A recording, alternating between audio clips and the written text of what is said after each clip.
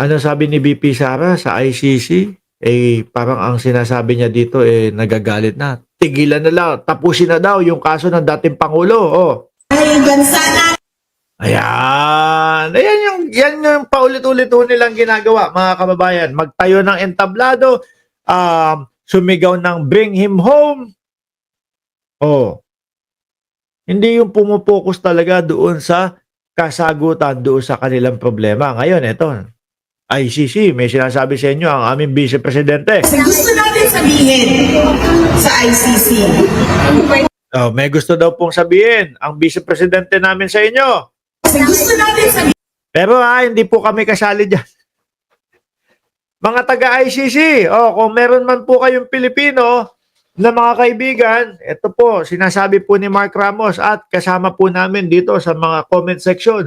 Hindi po kami kasali dyan doon sa sinasabi ni Inday Sara Duterte. Kung meron po silang ipaparating sa inyo, yun po ay boses niya at boses ng mga DDS nila. Hindi kami Lilinawin lang namin, hindi po kami kasali dyan.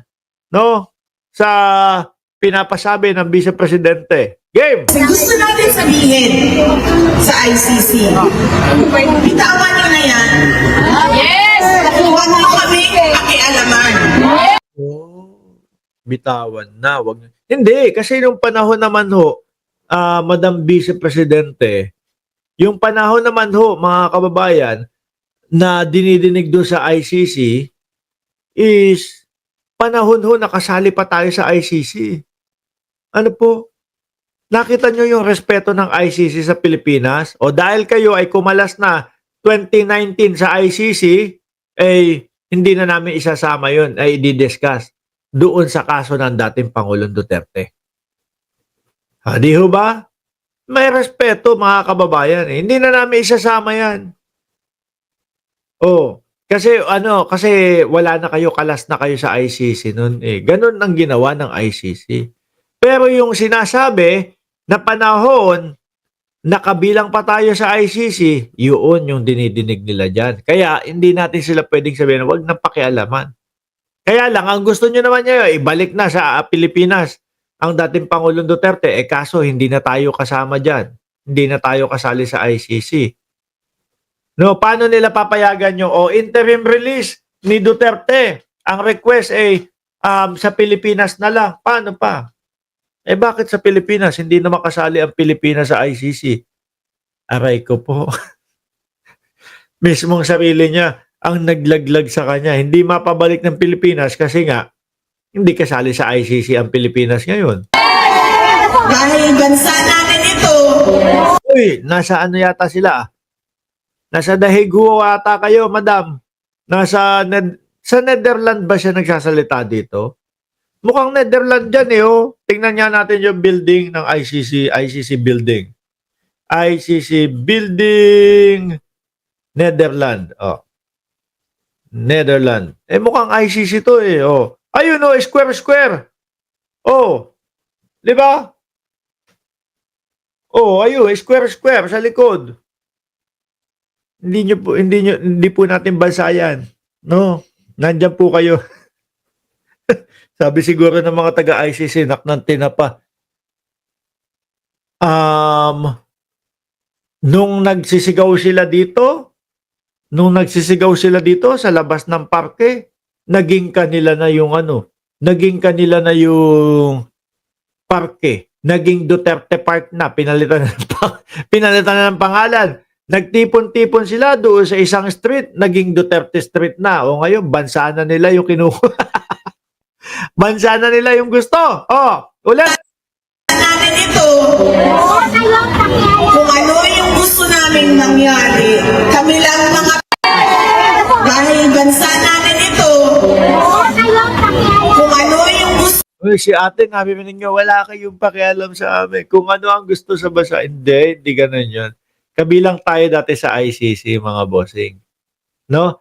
Paano pa sila pagbibigyan nito? Paano pa pakikinggan yung interim release nila kung mismong sila pinapakita nila na hindi nila ginagalang ang ICC. Hindi nila nirespeto ang pagkakahuli. Hindi nila nirespeto ang ginagawang pagliliti sa dating Pangulong Duterte. Paano? Eh, sabihin ng mga yan, naku po, pagka pinayagan natin ng interim release yan, baka tumakas na yan, baka hindi na bumalik yan, hindi na magpakita yan. Di ho ba? Oh. Yan ang iisipin ng ICC niyan, mga kababayan. Gusto namin nangyari, kami lang mga Pilipino ang magdidesisyon. Alam niyo ba, isa na lang ang kaso sa loob ng ICC. Ang kaso na lang ni dating Pangulong Rodrigo. Mas mapopokusan nila. Di ba? Isa na lang ang kaso na nasa loob ng ICC. Kaso na lang ni dating Pangulong Duterte. Mas mapopokusan nila. Pilit na pilit sila. Mas mapopokusan nila yan, madam. No? Kaya kailangan pokusan nyo na din yan. Hindi yung kung ano-ano yung mga inuuna. Tanggalin daw po yung mga judge, yung dalawang judge. Ay, Diyos ko. Lalo lang kung tatagal. Eto pa. Sabi ng ating Vice Presidente dito, mga kababayan. Saan ba yun? Ito, no escape plan daw. Sara Duterte says, Dad, Rodi, not a flight risk, just long for Davao City. Hindi daw tatakas, mga kababayan. Siya, si Rodi Duterte, hirap ng tumakas. Pero mga kababayan, yung mga nakapalibot sa kanila, lalo na kagaya niya, sinasabi nila, hindi nila nirerespeto ang ICC. Ano po isipin ng ICC noon? No? Kapag ka ito, inilabas dito, malabo ng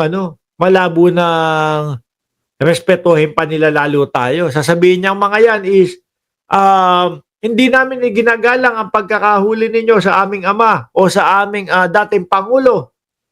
Kaya wala na, goodbye na kayo. Ganyan, di ba?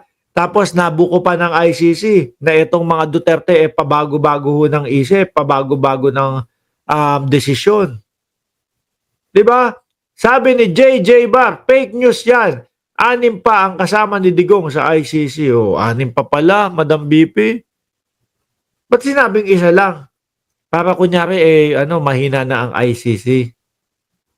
No? Sabi dito, sabi namin, sobrang tagal ninyo na siyang pinanghahawakan. No, dinidetain sa pre-trial stage. Sobrang tagal na. Ibigay ninyo yan, interim release. Kasi sa inyong provision naman, yan, interim release, nandiyan nakasulat. Hindi. Kung hindi pagkakatiwalaan yung taong humihingi nun, paano yun? Hindi naman basta-basta yun, di ba? Pag sinabing kulong, kulong! May jail ba sa bahay? Sabi ni Frederick Andulan. Ang dami na sa ng kulong bahay. Sa Pinas lang yan pwede. Kaya mas mabuti talaga i-serve yan sa ICC.